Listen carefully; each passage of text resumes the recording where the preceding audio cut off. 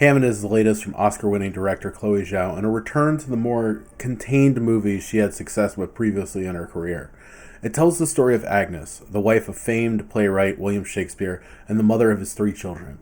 What we end up with is this great character piece about loss and grief and parenting and art, but in a way that are different than I expected when I sat down to watch it.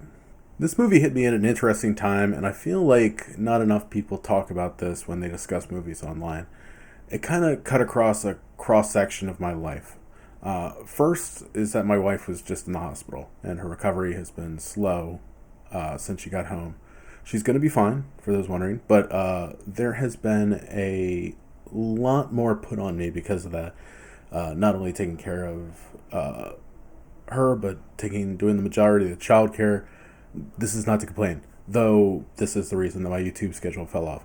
It's more to say I felt the scenes where Agnes is alone taking care of sick children. I think all parents watching the movie feel the heightened moments when a child is sick or dies.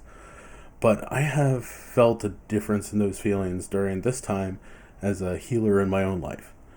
Beyond that, I'm here in LA for film. And when I don't have time to see a movie, make a review, work on a script, etc., is time that feels wasted in a way. So moments like Will drunk, trying to write, are things I have felt and recently at that. So all that to say, I don't know if my personal circumstances affected my feelings about this movie, but I think that this is only right for you to know. Because I'm here to talk about these movies from the perspective of a filmmaker and not as a critic or as someone who's trying to find the most objectionable thing and bash it over the head with it. Until you spend time making a movie, you have no idea how difficult it is to shepherd something from an idea, a book in this case, to the finished product you have in your mind. The point I'm trying to make is that the movie didn't work for me, and it's hard to understand exactly why, which is why I brought up the stuff I did. I didn't know if maybe I wasn't in the headspace for it, or maybe I was too much in the headspace for it. But it was a weird confluence where I could recognize the feelings of the characters, but don't feel them in a personal sense. It was almost the antithesis of Shakespeare because I find the difference between reading his work and watching it perform to be wildly different experiences that are valuable in contradictory ways. You feel the emotion when performed. You marvel at technique when you read. In Hamnet, I found the emotion not to land, and rather it was an exercise more in enjoying the presentation of the film. The writing is certainly not Shakespeare, to use an old line. To use another old line, you only get one chance at a first impression, and I'm sure there was a way I could have shown up better for this film.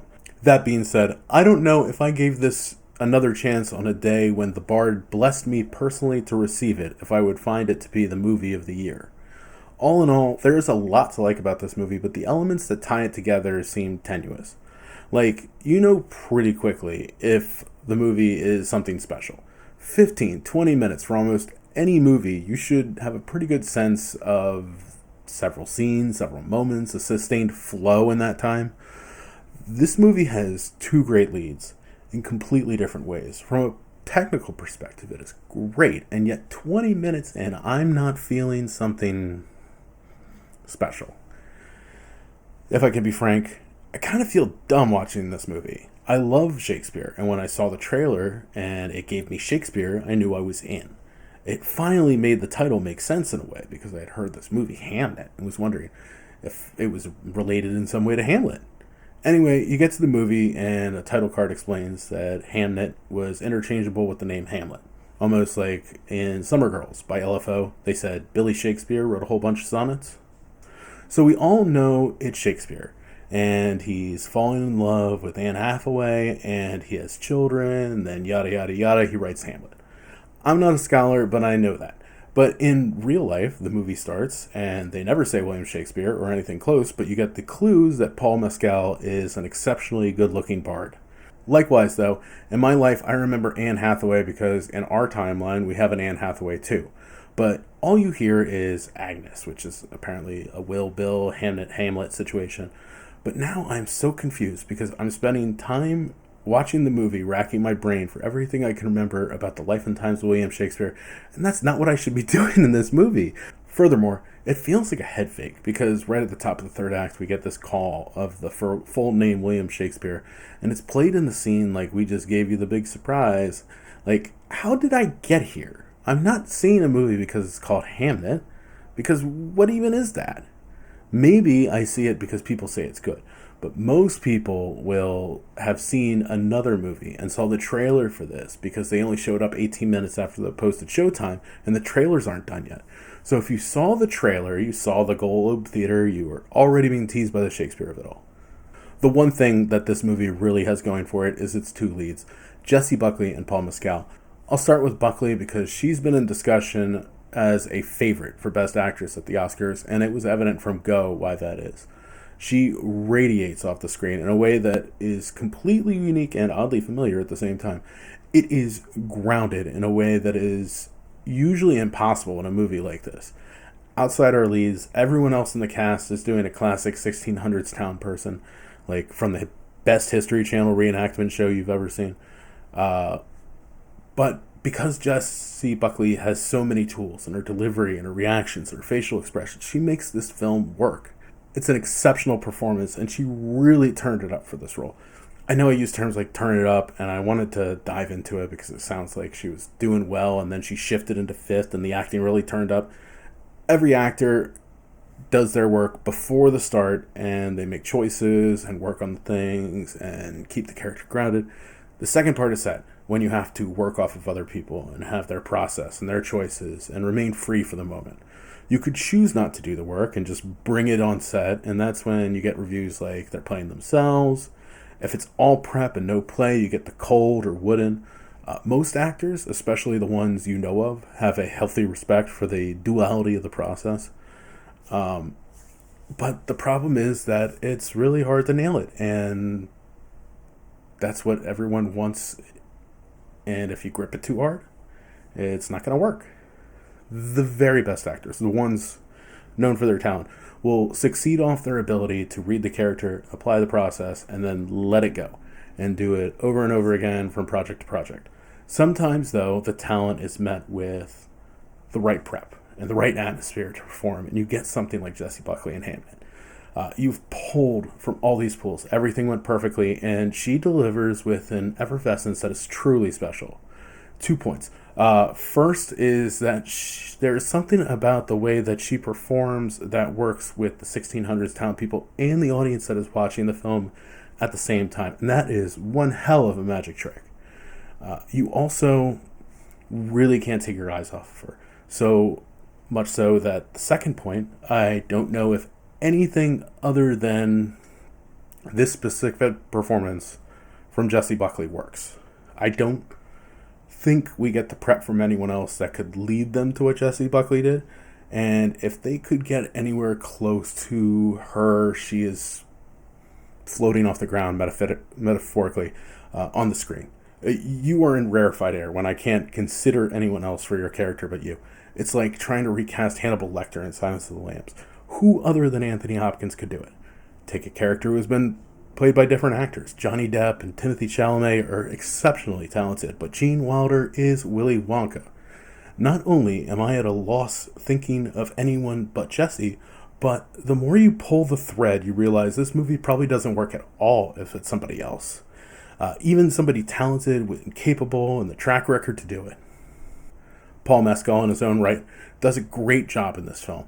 But as stated, there is an elevation to his performance since Jessie Buckley strapped him to her rocket ship and took off with her. It might be a bit unfair to Paul that people have a sense of who Shakespeare is and what he was even like, and it's impossible to know that. Jessie Buckley has more freedom to create a character without preconception. But the fact that the movie acts like it's hiding the identity of them really isolates Paul from going too far outside the lines.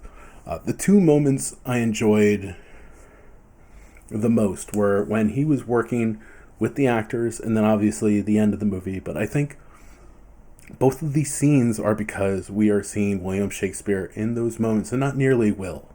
The interesting idea of proximity to greatness and then not showing us the greatness, especially for the first hour or so, limited Paul Mescal from reaching the heights. But despite it all, put together a very strong performance that works with Jessie very nicely. The one thing I know is that I am glad Chloe Zhao is back in a place where she can tell the more intimate stories, because Eternals was not the best utilization of her talents. In recent movie history, there was always a thought about there being studio directors and indie directors, and I think there is some truth to that, but I think there was a feeling that you had to graduate from one to the next to do a certain level of project. That's the thing that I think everyone got wrong. I think that there is a little bit of comparing yourself to the Joneses that is happening in films, where you almost bracket certain actors and directors and think that if I'm going to get any project I want, I need to climb the pyramid and get into the top echelon of your craft to be considered for the most in-demand jobs. Like, if I really kill it on Fast and the Furious 15 and it makes $1 billion, I can do any movie I want. I proved I can take this thing and make money. The duality in career progression is partly the scoreboard. What did you do? How much did it make? What was dramatic, etc.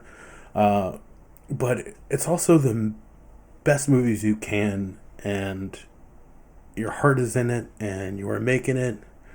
Really work on it. People remember that longer than the opening weekend. You have to find the balance, because if you lose money all the time on your personal projects, it's hard to make them, no matter how good you are. And if your awful movie makes a ton at the box office, that doesn't mean you can greenlight your next movie. Because here's the thing with Chloe. She makes it look effortless, which I think people confuse with easy, because it looks easy when you don't know how the magic trick is pulled off. There are a lot more flourishes in this, especially with the camera, almost Spielbergian in the influence, which is fun because Steven Spielberg is the producer on this film.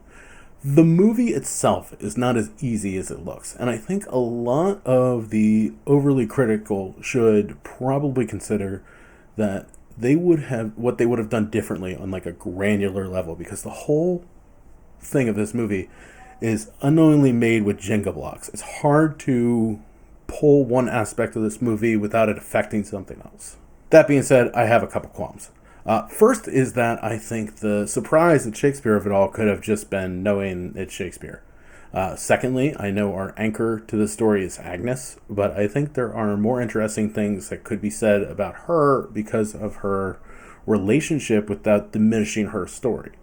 Remake this movie with another writer. Let's say Hunter S. Thompson. Is the movie more interesting if Hunter is in Vegas the whole time? Or where you have more moments where you realize what her life is like because of who she is with? I want to see how she lives with someone like that. Much like I want to see the creativity of Shakespeare in a way that we only get because of her. Finally, I didn't care for the performance in the Globe at the end of the movie, and I think that my problem is that I have seen Shakespeare done exceptionally well before, and I feel like this is not rise to that level. I know there are plenty of movies related to Shakespeare and his work and all that aren't exceptional, but this movie is building to this moment, and I just fell short. I'm willing to believe that maybe this is one of the things that didn't land right because of me and my mind state heading into it. But I think Chloe talking openly about her lack of understanding about Shakespeare going in is showing. Not that it isn't good and enjoyable, but it has second reprise over crescendo. Sure, we call it the leaderboard now, but we used to call the arbitrary opinion made into a number graphic. I think there's a reason this movie has been polarizing while still maintaining generally positive feelings, and it's because there are a lot of forces at play to make what might have been a miss into a hit. I don't feel like we see it as much compared to the idea of a great movie ruined by someone. I don't think this movie works without Jessie Buckley, and I think that while there are many actors who could match what we get from Paul Mescal, I can't guarantee that the chemistry will work the same. Likewise, I think Chloe makes it look easier, and while someone else could have done this, there is a steady assurance that Chloe is extracting as much good as she can. If I had to give Hamnet a score, I would give it a 7.7. Like I said at the top, we aren't always on our best when we see certain movies, but I try to be fair and thoughtful regardless. I think this movie probably shouldn't work, but the collective effort all helped pull it out of the steer and onto the road. I don't imagine it will be the leader in nominations, but I can see a bunch below the line and front-runner status for Jessie Buckley in Best Actress. I don't know the next time I see it if I'm going to be more interested in how it plays when I'm not so lockstep with our lead character. Thank you so much for watching. I'm hoping to have a podcast before the end of the year, one more episode before we get out of here. And that would come out the week I'm home for Christmas. But I hope that you and yours have a happy holiday, and I can't wait to have another review for you real soon. Take care of yourselves and your loved ones. Have a great day.